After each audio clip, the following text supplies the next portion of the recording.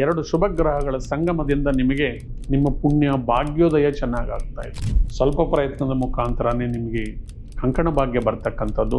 Plus ಉದ್ಯೋಗಕ್ಕಾಗಿ ಯಾರು ಪ್ರಯತ್ನ ಮಾಡ್ತಾ ಇದ್ದಾರೋ ಗುರು ಭಗವಾನರು ನಿಮಗೆ ಉದ್ಯೋಗ ಭಾಗ್ಯವನ್ನು ಕೂಡ ಕೊಡ್ತಾ ಇದ್ದಾರೆ.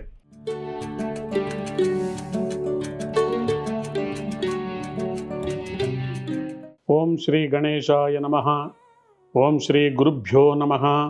ಓಂ ಶ್ರೀ ಸರಸ್ವತೈ ನಮಃ. ಮಾತೃದೇವೋಭವ. ತತ್ವಮಸಿ ಚಾನಲ್ ಪ್ರೇಕ್ಷಕರಿಗೆ ನಿಮ್ಮ ವೆಂಕಟರಾಘವನ್ ಮಾಡ್ತಕ್ಕಂಥ ನಮಸ್ಕಾರಗಳು. ಪ್ರೇಕ್ಷಕರೇ, ಇದು ಉಡುಪಿ ನ್ಯೂಮರಾಲಜಿ ಆ್ಯಂಡ್ ಅಸ್ಟ್ರಾಲಜಿ ಕಾರ್ಯಕ್ರಮ ಮಾಸ ಭವಿಷ್ಯ. ಪ್ರತಿ ತಿಂಗಳು ನಮ್ಮ ಚಾನಲ್ ವತಿಯಿಂದ ಮಾಸ ಭವಿಷ್ಯವನ್ನು ಮಾಡ್ತಾ ಇದ್ದೀವಿ. ನೀವೆಲ್ಲರೂ ಕೂಡ ನಮಗೆ ಸಪೋರ್ಟ್ ಮಾಡ್ತಾ ಇರೋದಕ್ಕೆ ನಿಮ್ಮೆಲ್ಲರಿಗೂ ಕೂಡ ಹೃತ್ಪೂರ್ವಕ ಧನ್ಯವಾದಗಳು. ಯಾರ್ಯಾರು ನಮ್ಮ ಚಾನಲನ್ನು ಸಬ್ಸ್ಕ್ರೈಬ್ ಮಾಡ್ಕೊಂಡಿಲ್ವೋ ದಯವಿಟ್ಟು ಸಬ್ಸ್ಕ್ರೈಬ್ ಮಾಡ್ಕೊಳ್ಳಿ. 2026 ಆಗಸ್ಟ್ ತಿಂಗಳ ಫಲಾಫಲಗಳನ್ನು ನೋಡೋಣ ಬನ್ನಿ. ಇದು ಯಾರದೇ ಜಾತಕವಲ್ಲ, ಇದು ಗೋಚಾರ ಫಲ.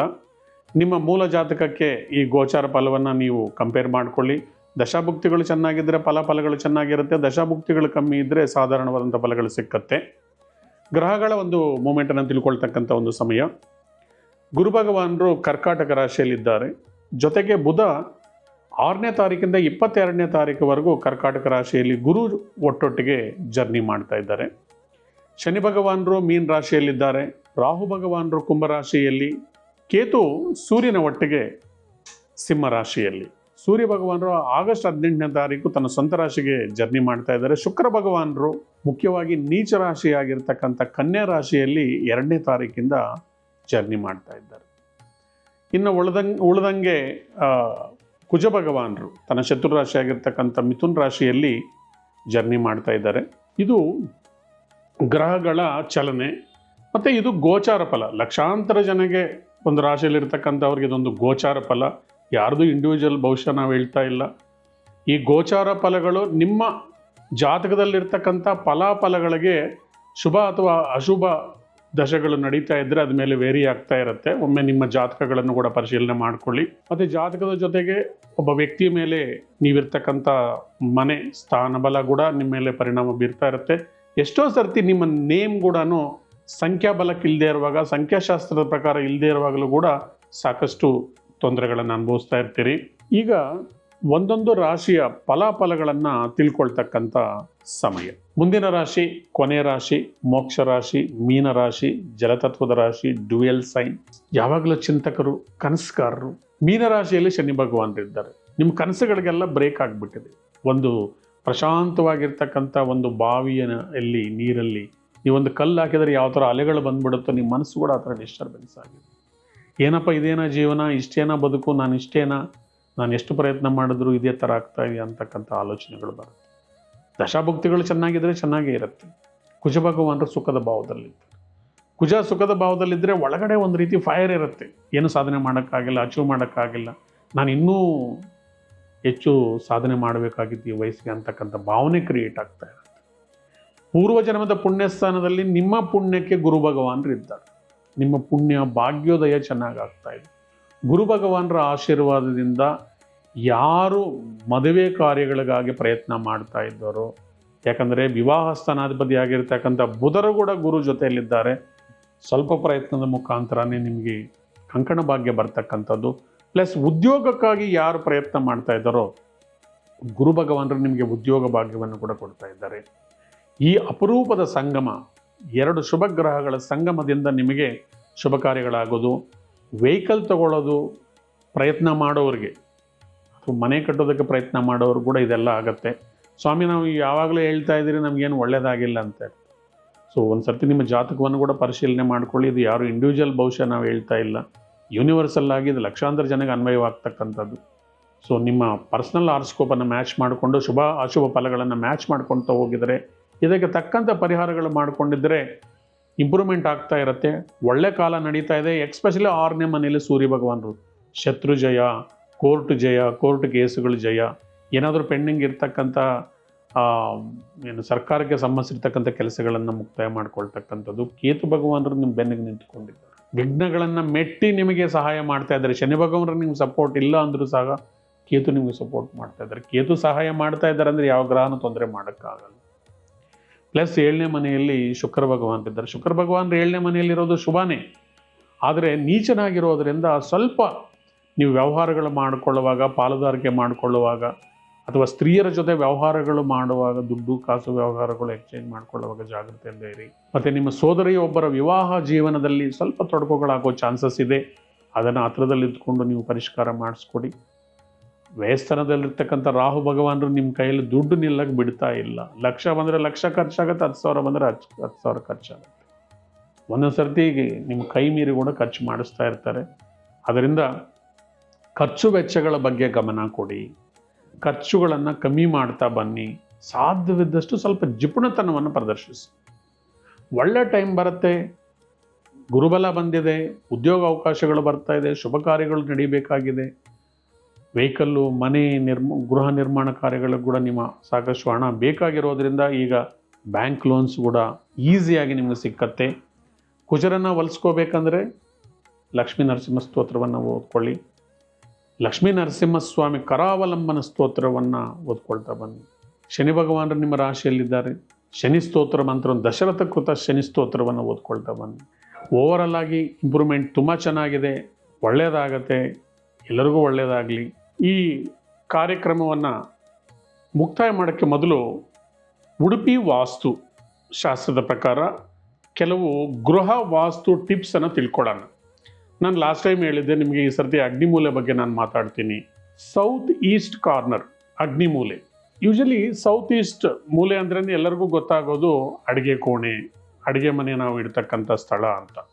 ಈ ಅಡುಗೆ ಮನೆ ಯಾವ ಥರ ಇರಬೇಕು, ಈ ಕೋಣೆಯಲ್ಲಿ ಯಾವ ವಸ್ತುಗಳು ಇರಬೇಕು, ಯಾವ ವಸ್ತುಗಳು ಇರಬಾರ್ದು, ಇದು ಕೆಲವು ವಿಚಾರಗಳನ್ನು ತಿಳ್ಕೋಬೇಕು. ಒಂದು ವೇಳೆ ಅಡುಗೆ ಮನೆ ವಾಸ್ತು ಸರಿಯಾಗಿಲ್ಲ ಅಂದರೆ ನೀವು ಸರಳವಾಗಿರ್ತಕ್ಕಂಥ ಉಪಾಯಗಳನ್ನು ಯಾವ ಥರ ಬಳಸ್ಕೋಬೇಕು.